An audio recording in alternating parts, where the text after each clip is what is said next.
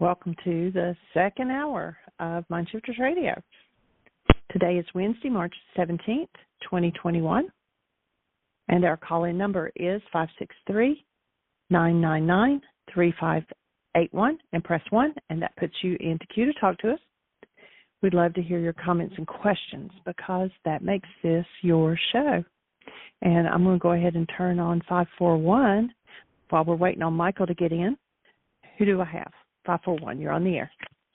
Area code 541. Is that me? Yes, it is you. Oh. Hi, how are you? Well, Did you not mean to press? I had my hand up for Dr. Tim, and he was busy, I guess, or he maybe didn't notice. But that's okay. I'll call him back tomorrow, and meanwhile, I could give a report on my eye. This is Julie from Ashland, Oregon. Yes, please do. And, well, it's really interesting.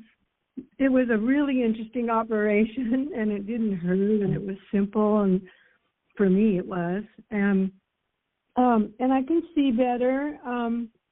It's really weird. I noticed that if I close my weaker eye, that everything looks brighter white, kind of like when you have a phone screen that's more of the blue light, and then you put the filter on and it's more yellow, and my other eye is more yellow.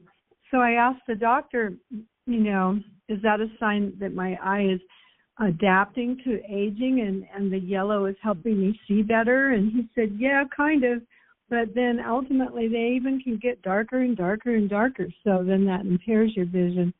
And I said, well, was my lens that you removed yellow? And he said, yes. So it's real interesting. And he says, now I'm seeing the pure color that I had confused, Huh.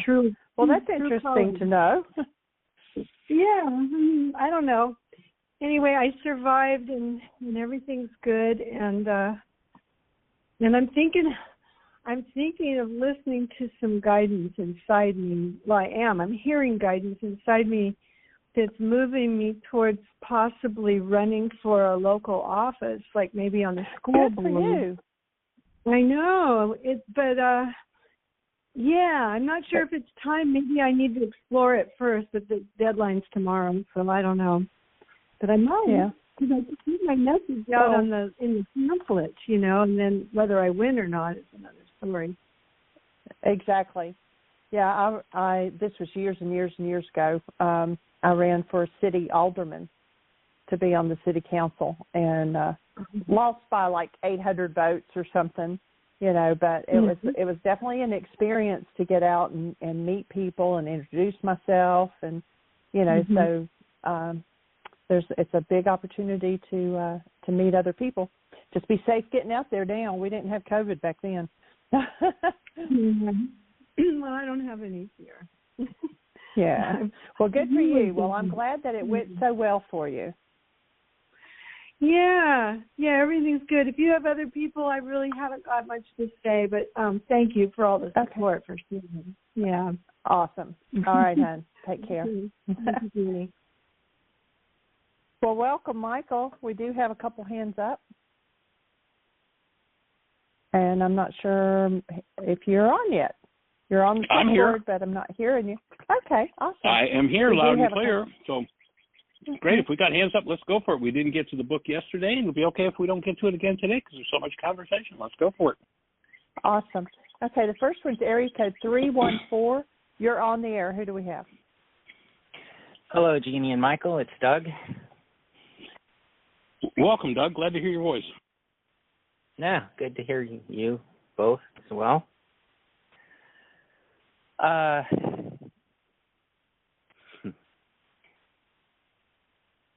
Not sure where to start here. Well, take a breath. Go for anywhere. I'm calling because, well, I really enjoyed the show yesterday. I thought that the work that was going on the show was extraordinary and absolutely just wonderful. And I realized that process of that it was bringing up some things for me, and that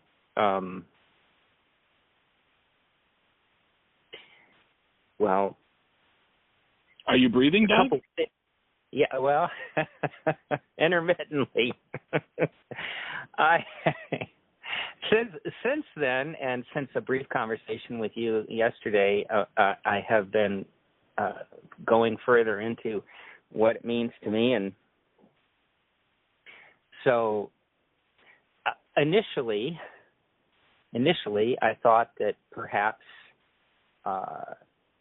it might be useful to throw in a little bit of a caution or a little bit of a note of awareness about the fact that sometimes when two people are processing something and doing forgiveness process and freeing up energy in their energy systems, that it allows their energy to flow up higher in their energy system and maybe awakens their heart. And at that point, two people can wake up, have an awakening as they remove and forgive other old things that have kept them from being alive, and then they look out and the first thing they see is one another, and they think, oh, I maybe I'm in love with this person. That may not be the case. They're just waking up to the love that's in them.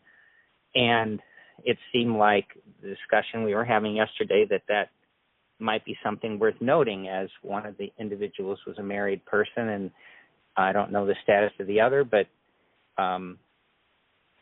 as I thought about that,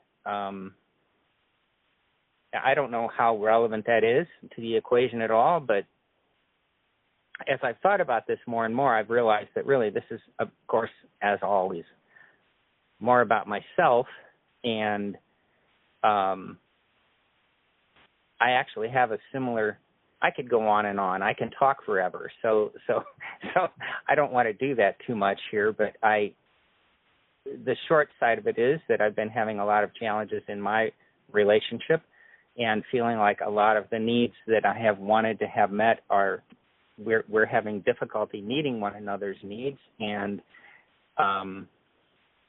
that a couple of months ago I had a conversation with a friend of mine who is of the opposite sex, and I felt like during the course of that conversation, I really feel like this is meeting some emotional needs of mine. And recently I've been listening to a counselor who says and puts out a big caution about any people who are in a relationship or in a marriage. He's more focused on marriage, but I don't make a lot of distinctions there if it's a committed relationship. With meeting any emotional needs with anyone outside of your primary partner, that's a dangerous thing to do, to allow emotional needs to get met. Wow. Yeah. What a giant thought disorder for me. Okay. Well, that's certainly a valid way to look at it, and I was considering, even as we had the conversation yesterday, there's no question that we would want to let this forgiveness perfect opportunity move through and move to its maximum zenith of possibility here. But what if there also is some level of caution or concern, because maybe there are even suppressed parts of one or both of these people who are attracted to one another, and if we don't admit that also, then that can drive some unconscious behavior as well. And so I think that I see the value of this counselor's caution. He's not saying don't ever meet any emotional needs, but he's saying be very careful about getting into relationships with members of the opposite sex, if you're in a committed or married relationship, that meet your needs that you're not getting met with your primary partner, because you might find yourself on a slippery slope there. And I think that there's some validity there, but I'm also very interested in your immediate response to what a thought disorder there. And I've also, even as a yesterday, I'm thinking, well, yeah, but here's a perfect opportunity for a lot of needs to be met in a way that is a very constructive and powerful forgiveness process to be activated due to the resonant frequencies present here and the willingness of both persons. And the main thing is just having the full awakeness of all of these things that I've discussed so far. So I'll stop right there. Okay. So my take would be, what a load of pressure you put on a partner to say, you're the only one that can meet any emotional need that I have. I mean, talk about a tall order. You know, we were put on the planet with 7.5 billion people, and I think it's a giant error to think that one person could even start to meet all of our emotional needs. So, but what I hear him doing is putting a danger sign on an effect instead of discipline. Remember, our word discipline comes from disciple, which means properly taught. If we properly teach a person that if they're in a committed relationship, that means that the only place that they go for intimacy in their lives is to that committed relationship. And so, to me, the piece of teaching that needs to be done, and you've been there when I've done it. You've been there when I've taught the energy field work at Heartland in our Why Is This Happening to Me Again intensive. And I'm really crisp and clear with people. You know, you're going to put your hands on people as they're in process, and you're going to put hands in places that are relatively intimate, not sexual, but intimate. So first order of business is get your mind right. Make sure that you're really clear if you are, quote unquote, a therapist, or you're just a support person with another person, that you are there totally clean, crisp, and clear, and you are supporting them, and you are integrity with your own sexuality. In other words, when you start working on people, you never go near them sexually. It's just verboten. It's a taboo. You just don't do that. And when, as you say, a piece of healing happens and a new level of love arrives in someone's mind and body, if they don't understand what's going on, then it's easy to transfer that, oh, this new level of love is because of you. I opened my eyes. You're the first person I see. Now I'm in love. And the kind of pressure that people in that circumstance can put on people is enormous. That's why in all of the helping professions, you know, there's a big focus on Catholic priests, but I don't care if it's Baptist ministers or lawyers or doctors or whoever. Anyway, that's there to facilitate healing. If the person who touches into a new level of their own being doesn't know that that's what's happening, there's a great temptation to think, oh, I'm in love. And the kind of pressure, and that love wants to express sexually. And so there can be a tremendous amount of pressure on that helping professional to engage in sexuality. And you know, it isn't age-related. I think back about 30 years ago, I was working with a woman who was in her early 80s. And she was sure she was in love with me, and she was sure that she wanted me in her bed. It's like, excuse me, that's not what's happening. That's not where we're going. Not even possible. But to me, the core teaching that needs to be done there is once I'm in a commitment, the only place I allow my mind to go is in the direction of that commitment. So if I'm the helping professional, there's only one place I go, is into support. And if this person wants to come on sexually, and I've seen cases where it can get pretty nasty, where if you don't respond sexually with that person, then it becomes their rejection, and you become the object of their hostility. So there are a lot of manipulations that can occur there. But beyond, and so that's one aspect of it. Beyond that, if I've got someone that I'm in a relationship with, and I'm in a totally committed relationship with that person, then for me, integrity means that in thought, word, action, or appearance, the only place I go with any kind of intimate thought in my mind is to that relationship in which I'm committed. So in the circumstance we were talking about yesterday, and certainly I hear your thoughts, and it's a place for discipline. It's a place for proper teaching. And so to recognize, you know, for the man in that situation who potentially was going to be support for the healing of some sexual abuse for the woman we were processing with yesterday, you know, if I were having a conversation with him, I'd say, and let's make sure that you're in 100% integrity. You know, maybe there's some attraction in this relationship, and maybe someday there'll be some kind of relationship there, but you're a married man, and the only place your mind goes for intimacy is to your marriage. You don't even, you know, we live in a culture. In fact, I've worked with people who've had therapists tell them, well, you know, if your spouse doesn't turn you on anymore, quote unquote, which means I've hooked some form of hostility or fear up to my brain's image of my spouse internally, and that interferes with, quote unquote, me getting turned on, I have a problem. I need to clean that up. And this therapist told this person, well, you just think about, if you're attracted to the latest movie star, whatever, you can just think about while you're in bed with them and replace it. It's like, to me, that's like 2,000% out of integrity.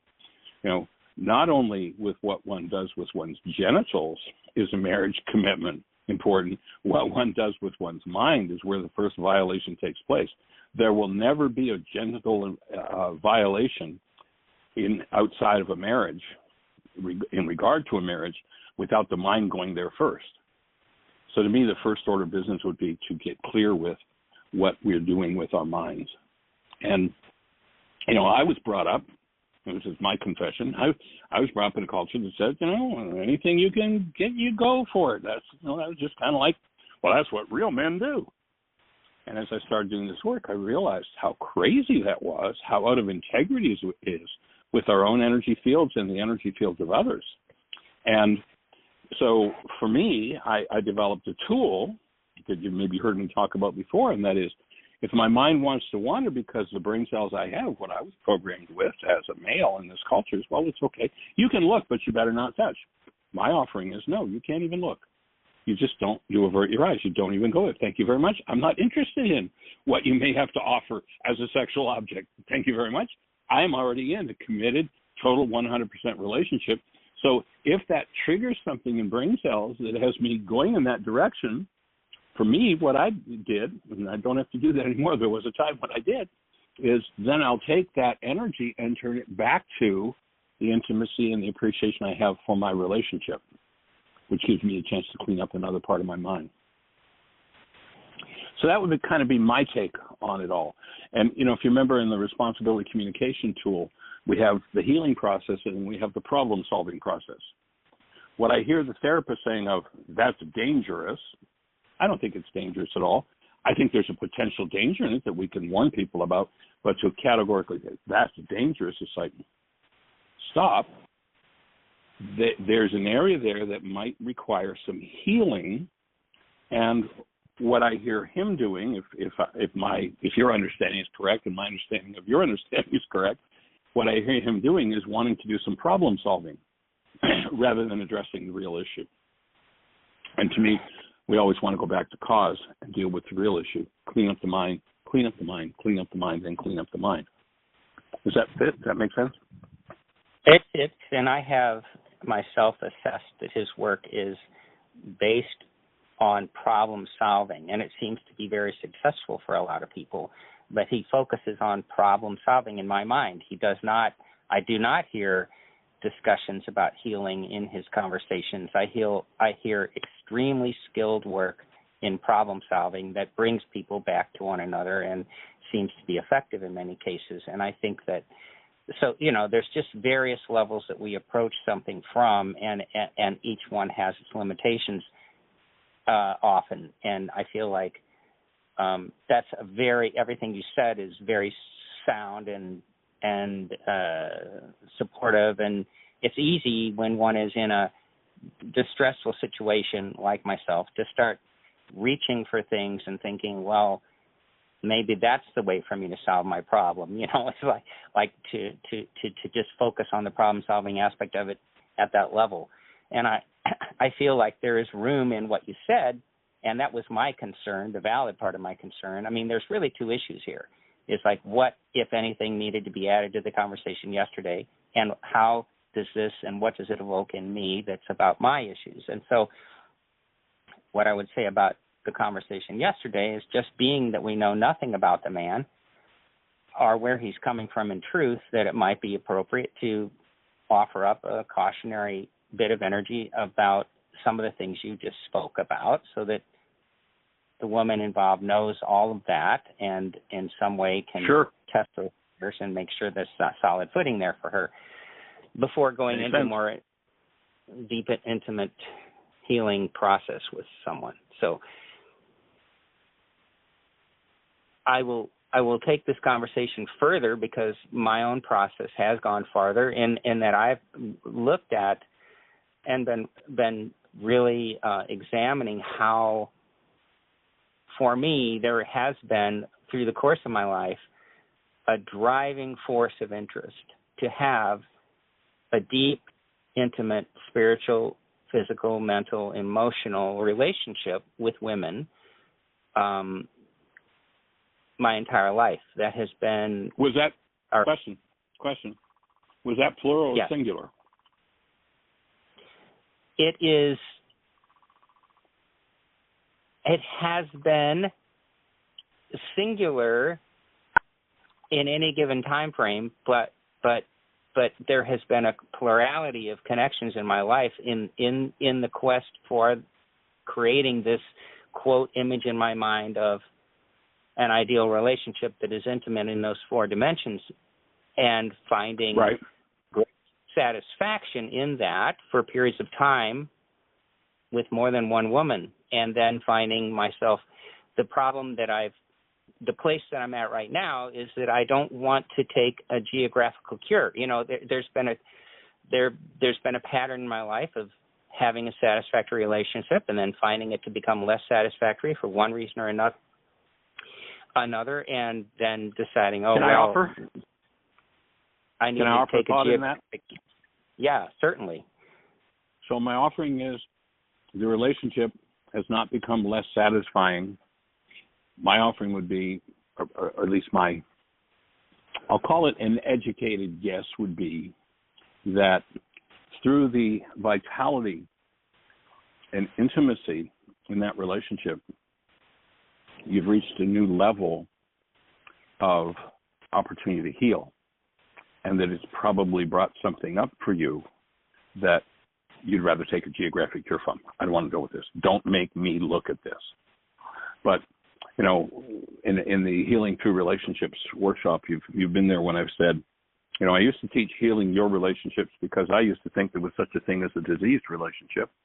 And then I discovered there's no such thing. Every relationship is a perfect creation, and it's diseased people in relationships that need to heal. And it's through their relationship interaction that they will heal.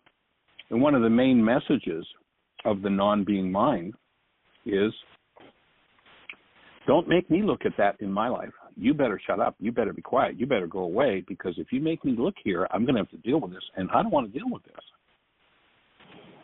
And that's, to me, usually the motivator behind the geographic cure, whether the geographic cure is playing footsie with somebody else at the office or, you know, the bar or whatever it is. There's something in me that I really don't want to look at. And my relationship has become so vital that it is taking me to that level where I have to look. Well, I find great value in what you just said, and I feel like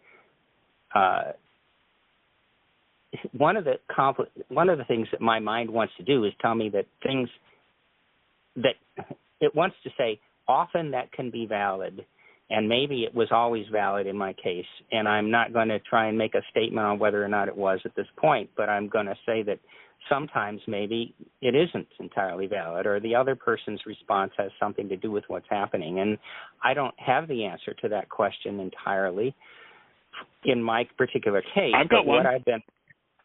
All right, let's have it. So my offering would be, the way you can tell whether it's her or you is, am I experiencing some sort of dissatisfaction while I am functioning and experiencing my life and this relationship out of a space of fully conscious, active, present love? If I am, there's a slight chance it might be her fault. But if I'm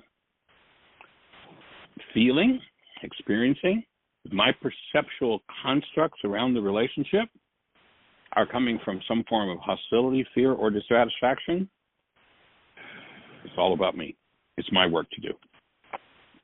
If it's my fist that's clenching, even though I can say I'm clenching my fist because you just said that, or did this, or didn't do that, because you didn't fulfill the goal I have, that's why my fist. No, I loaded a goal in my mind for her.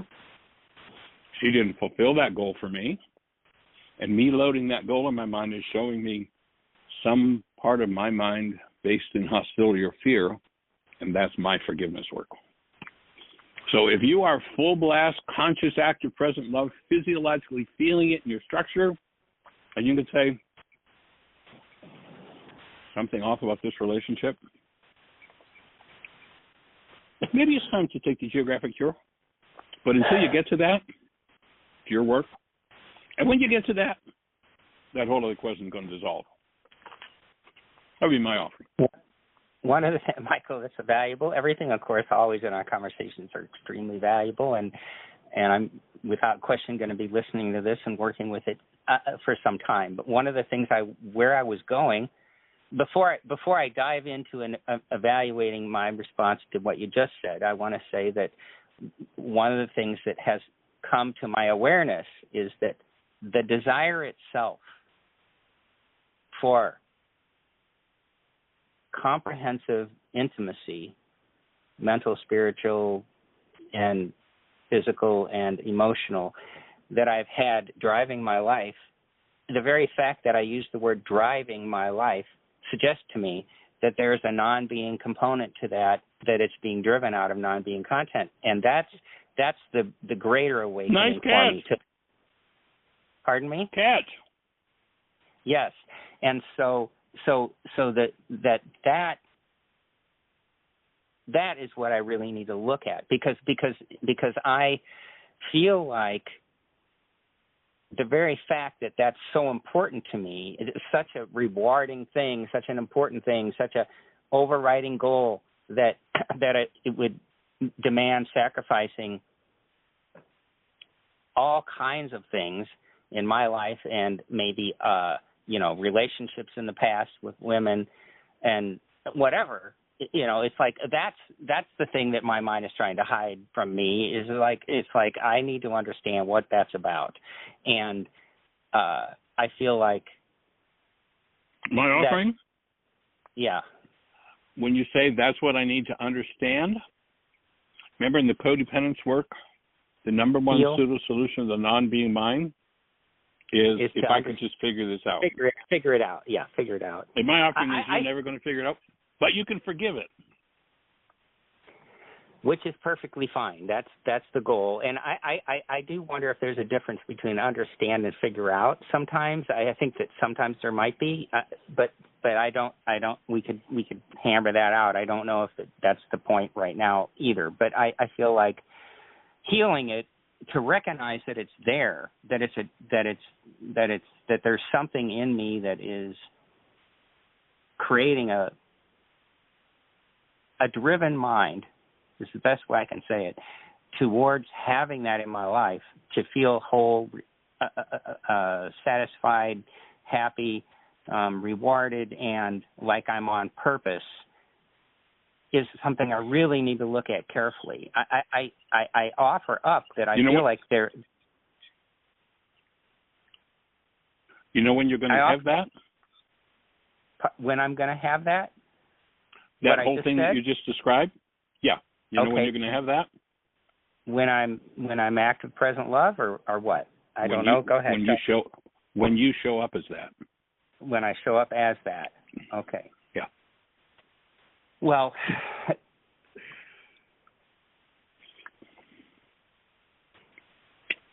I have a question, which is it so?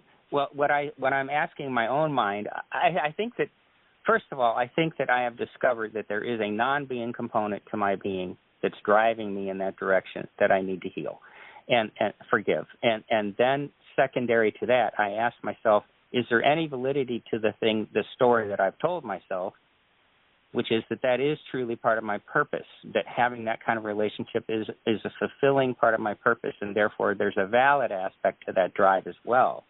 And those get mixed up in my mind and being, I think, at this point, because, and probably will unless I feel all of the non-being component aspect of it. But so For me, the difference in that's going to be, am I driven or inspired? Great. The guy wrote a book a few years ago called The Purpose-Driven Mind. It's like, thank you, I'm not a cow. I don't need to be driven. But if I'm connected to being, I'm going to be inspired to create whatever it is I need to create. I'm going to be inspired to do the work that I need to do. I'm going to be inspired to show up as present love, not driven to do it. I'm on that threshold of trying to sort that out for myself from another direction as well right now. I'm really aware of that. That's just been up for me. It's like I want my life to be an inspired life. I want it to have purpose, but be driven not driven by anything, but be flowing out of inspiration, exactly as you're saying. And the complication for me right now is I feel like a lot of times both of those elements can be present at the same time. It's like I think that there is an inspiration in me for that. And I also think that's probably a driven component in me for that. So there's being and non-being content both pushing me in that direction. And where the driven is, that's where your worksheets are. Okay. Sometimes it's hard for me to sort out which is which, and that's the journey that I'm on right now. You know, it's trying to sort that out for myself, and then at first, you know, the first thing is to admit it's there. You know, that's what I think has come up for me in the last 24 hours since yesterday's show. Is just thinking about all this and saying, yeah, it is.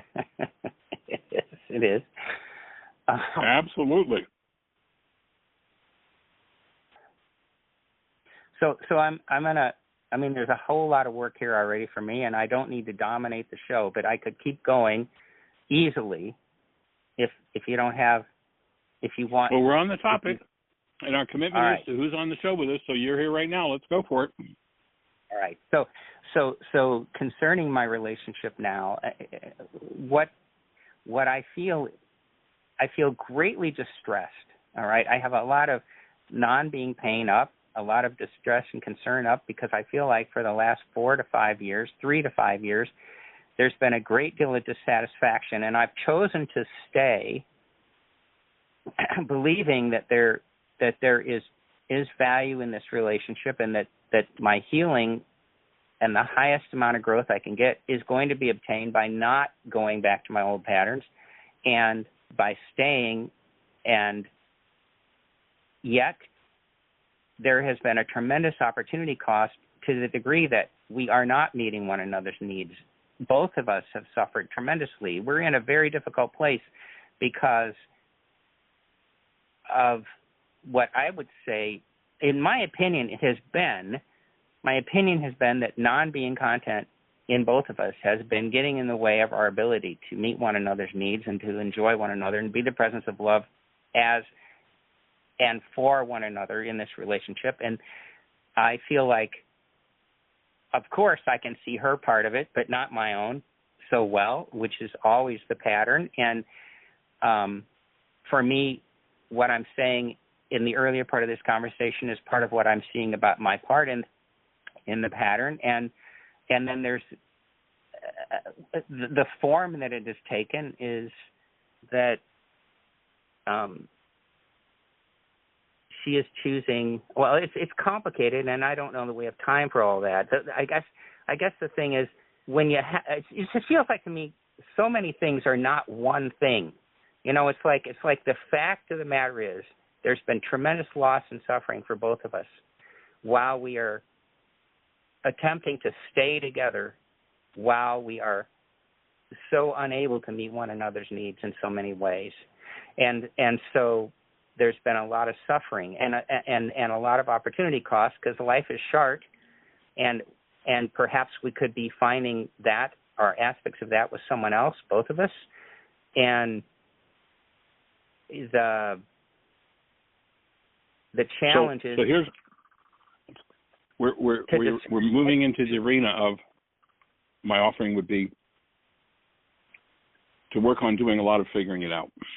And so at this point, what I'd offer is, I hear that each of you have been suffering. Pardon me? Go ahead and say back what you just said.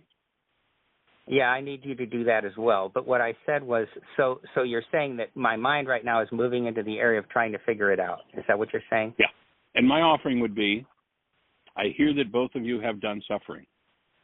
Now, here's a question that I guarantee that if I had both of you sitting here and you were really honest and told the truth, you'd both say yes to the question. And that is, this form of suffering that your mind is putting into your interaction in this relationship, if you go back to the day before you met this person, did you know that quality of suffering? Absolute 100% she's going to say yes. And if I say to you, Doug, before you ever met this woman, this quality of suffering that you think you have it has something to do with your interaction, your relationship with her. Did you know that quality of suffering before you ever met her? Your answer is going to be yes. And when and this is, I say it over and over again, this thing of denial, because it is such a key piece of the puzzle. Remember our definition of denial: when I think or speak as though something outside of me is the cause of something inside of me, I have to dissociate from the cause of what's happening inside of me. I have to hide it from myself. And when I hide it from myself, this person that I'm blaming it on or attributing it to, or however my language goes, they are going to resonate that part of me that I've dissociated from. So here I am with the dissociated pain part of my mind that I'm hiding from myself, and I literally construct a perception of her out of that dissociated content. If she's doing the same thing, I got so much suffering in this relationship and it's because of the relationship, then she's in denial, dissociated from her suffering, and you become the trigger for that dissociated content. So here she stands building her picture of you out of the dissociated suffering in her mind, you building your picture of her out of the dissociated suffering in your mind, and each believing the picture your mind is presenting. And the picture's a lie. That's why forgiveness is such an important component. And forgiveness is when I look at the goal that I hold. Well, all I wanted to do in order for me to be satisfied in this relationship is for you to, whatever it is. Let's say, it's a big issue in the world. I just wanted you to be more sexual with me.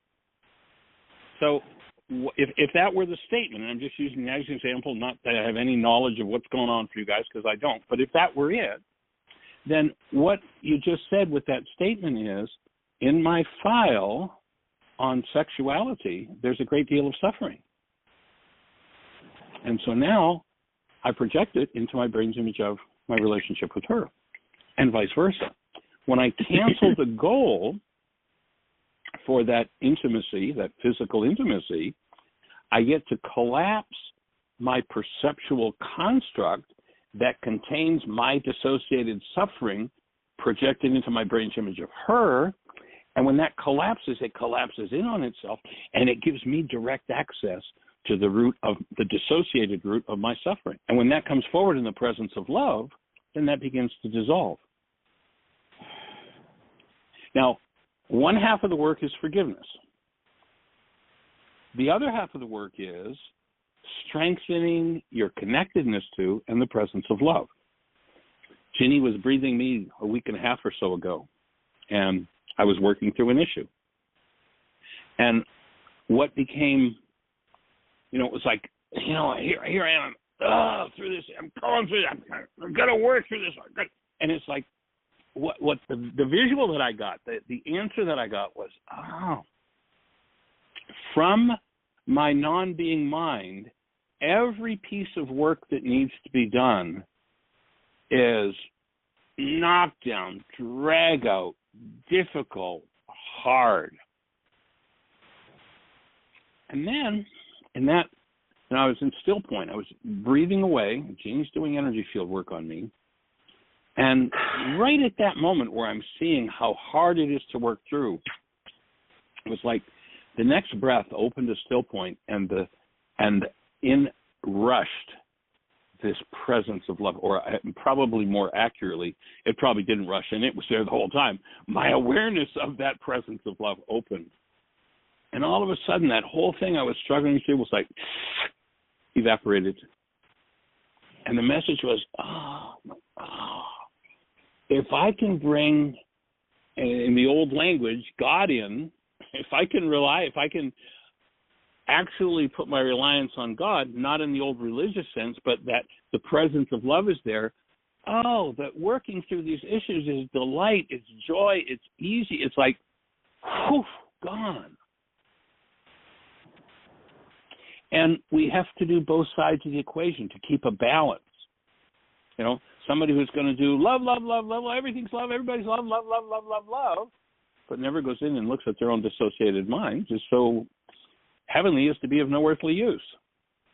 And then somebody who goes overboard into, well, I do 87 worksheets a day and I'm going to forgive everything, but they don't bring forward or spend time, make time in their lives to be with and cultivate relationship with love, then the pendulum swung too far in the other direction. It takes both. And the willingness to really take a breath, soften everything in you, and bring love into the presence of this suffering you're talking about, to open the dissociated mind, the veil of the temple that locks that suffering away in hiding until it shows up in your brain's image of her. And of course, I'm offering the same piece of information to her. I'm offering the same piece of information to myself and anybody else that's listening. That's the dilemma. And that's the piece of work I need to do. Because literally, the instant I just entertain the slightest thought, I'm experiencing this because of this relationship, or because of her, or because of the circumstance, or because of, there's no because for any suffering you've ever experienced, except that there's suffering in you. And when you put a because on it, you create a projection, and then your mind tells you all you have to do is resolve that projection. Then everything will be okay. That's a lie. You don't need to resolve that projection. You need to bring active, present love to your suffering so that your suffering dissolves. So based on this, in my mind, the suffering behind my compelling need to have these four qualities, but I'll just comprise a short version of deep intimacy and your goals, is probably the root cause of my pain in this situation, because no, probably. No, probably. You can take the probably out. It's okay. a given fact. And given that's the case, see, I find myself finding that suffering resonated, because I'm not getting that. I'm not getting that because I feel that she's withdrawing from me, and she's withdrawing from me out of her pain. Because you have a goal. Because you have a goal for her to do something, and she's not fulfilling that goal. And it's you're loading that goal in your mind that uses your dissociated suffering to build your brain's image of her. Yes, the goal That's why canceling the goal is so important. The goal is that she be this partner to me, that she engage in this kind of four-dimensional intimacy with me. And if you'd only do what I want you to do, everything in my life would be wonderful. And the reason it wasn't wonderful before I met you is because the person I was with before, if only they'd have done everything that I wanted to, then my life could have been wonderful. And the person before that, and the person before that. And if you don't ever resolve it, it'll be the next person, and the next person, and the next person. And for her, it's that I'm not providing the kind of income and making the financial contribution at the level that she wants. I think that would be primary. And I feel like, and so these two things create a spiraling dynamic of separation between us, because it's just like Would you be willing to change one thought in that statement? When you say these things create a spiraling dynamic of separation, would you be willing to entertain? Oh, hold on. I don't want to get too far away from the thought. Would you be willing to entertain just changing that language slightly to, if I would stop, rather than if it, because that's dissociation, that's denial. I'm the one who puts this dynamic between us. From my side. Good breath. There's the one you want. She's the one that puts the dynamic between you in her mind. And her forgiveness of that and your forgiveness of your dynamic is what's going to open the space for conscious, active, present love to flood the space and flush out all suffering. But as long as the suffering stays in the dissociated mind, how do I keep my suffering in the dissociated mind? I say to myself, if only he would do this, then I could be happy. If only she. No, if only I would collapse my projection that it's about something outside of me, then I'd touch into the place and be able to presence love for that suffering place inside of me, and I would dissolve all suffering.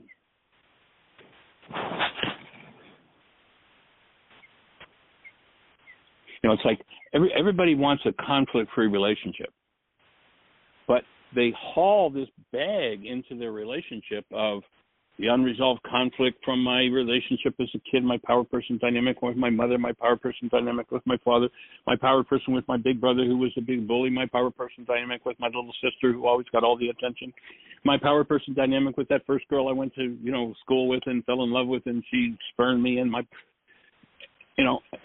the only way you get to have a conflict-free relationship is to become a conflict-free being. And that's the work. And then you are the presence of compassion and love for whatever's going on in your world.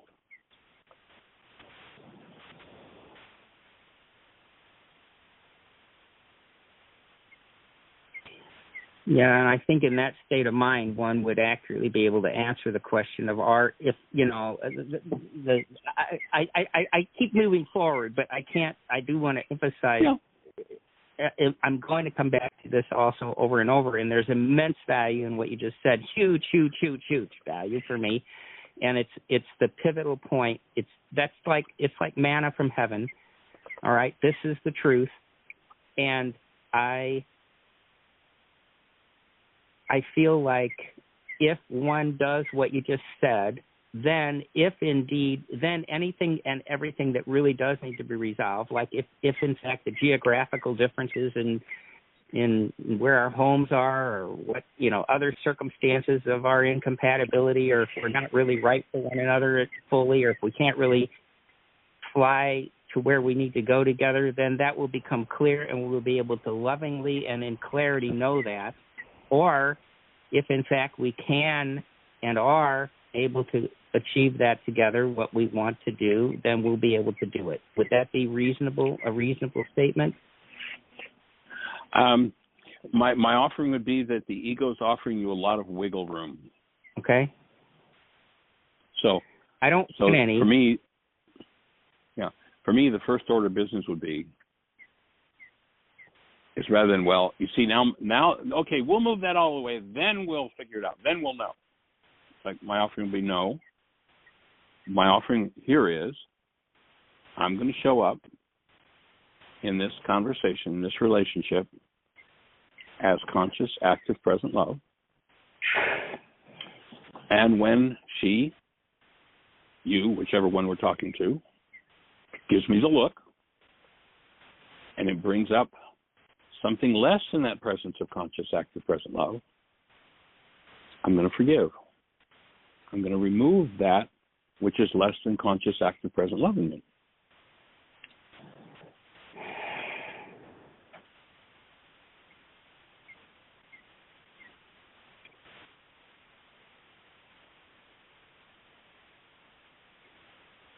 Would we conclude from this line of thought that there is no way that anyone you're with is just the right person always going to be?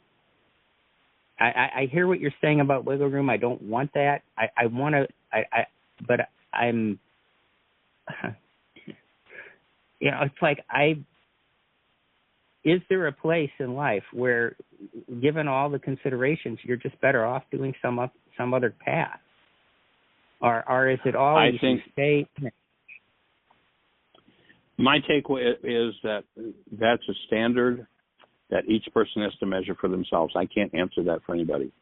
Of course, everyone has a right to say at some point, this isn't for me anymore, I'm out of here. Everybody has the right to say that. And that's something that each person has to measure for themselves. But here's my take. Until you can do that from a space of total physiological, conscious, active, present love, your mind's lying to you about the decision you're making to leave. And right, and that happens. And if you leave, just make sure you keep doing your work around what needs to be resolved, or you'll have to go out and recreate the whole thing with somebody else again. It gets old after a while. And it is a decision to leave in that case, not a choice. I would say it is a decision, yes. So you're being driven by your non-being content. Until and unless you get to the place you say, when it could be a choice. Maybe. Yeah. If you take the commitment, there's a line that says, and the reason I put that line in there, that commitment is my personal code structure for relationship. It's what I choose to live and bring forward into my world and offer to other people as a model.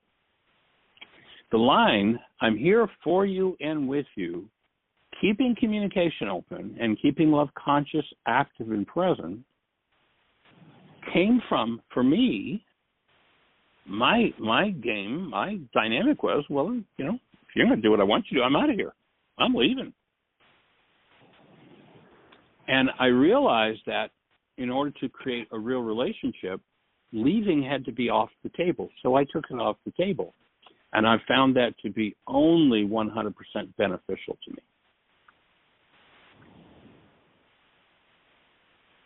Because being doesn't leave.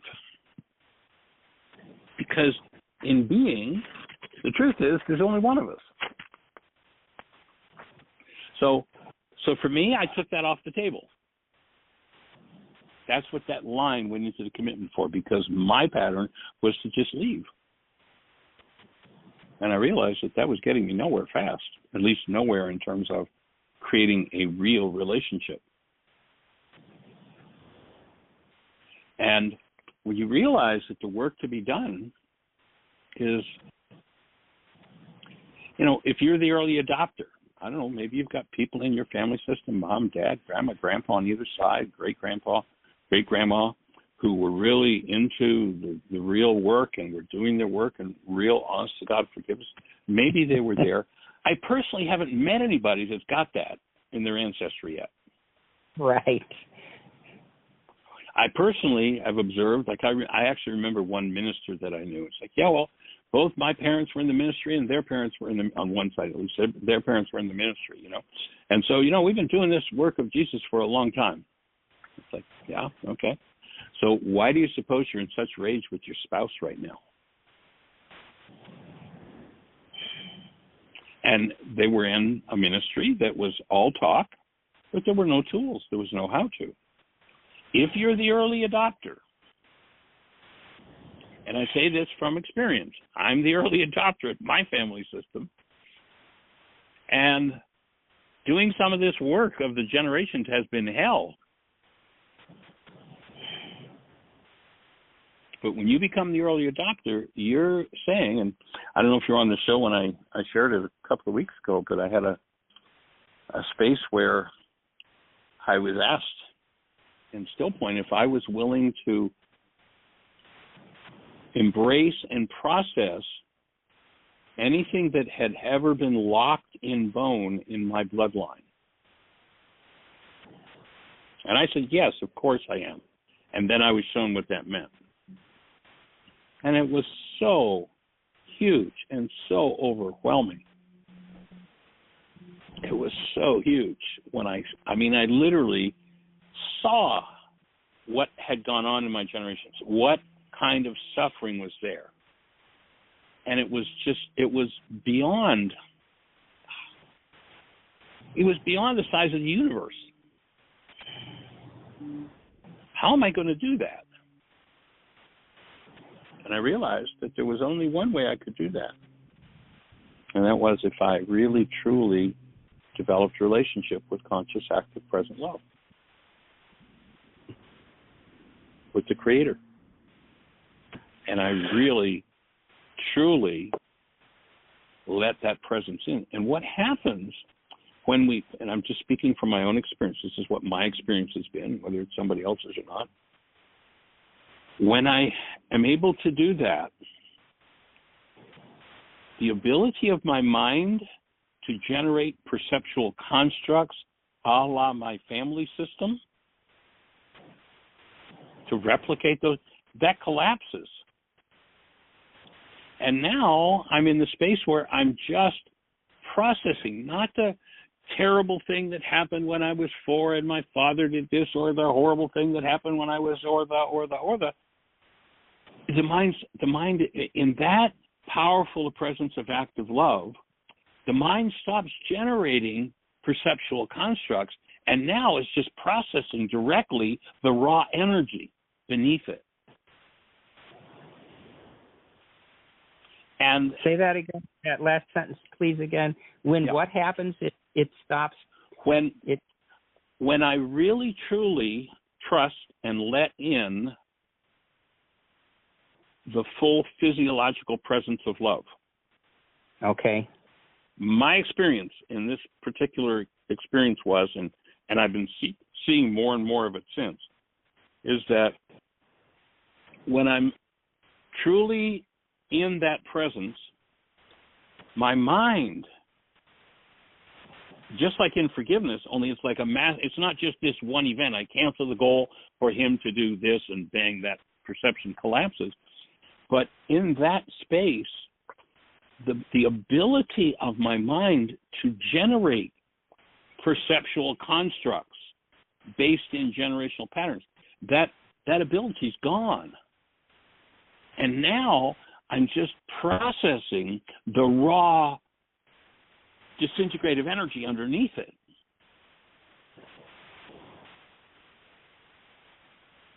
So I'm not processing this issue, that issue, that issue, that issue, this issue, this issue. I've bypassed. It's kind of like the near life experience where somebody goes into clinical death and the body's mind shuts up. And now it's just processing whatever energies are there. And I can start to move things in mass from my generations.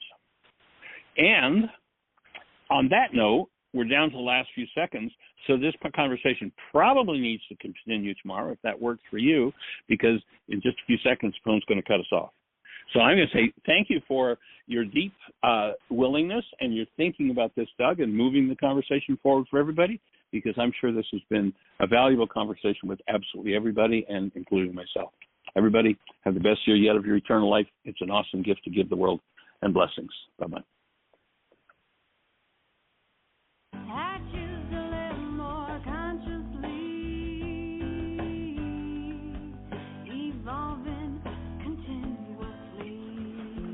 Thank you for listening to Mindshifters Radio with Dr. Michael Ryce and myself, Jeannie Ryce, and Dr. Tim Hayes and Michelle Pichet, as we present the first century Aramaic internal process of forgiveness. We are here for 2 hours every Monday through Friday from 12 noon to 2 o'clock Eastern Time on Mindshifters Radio. For more information on Aramaic forgiveness, please visit www.whyagain.org. That's www.whyagain.org.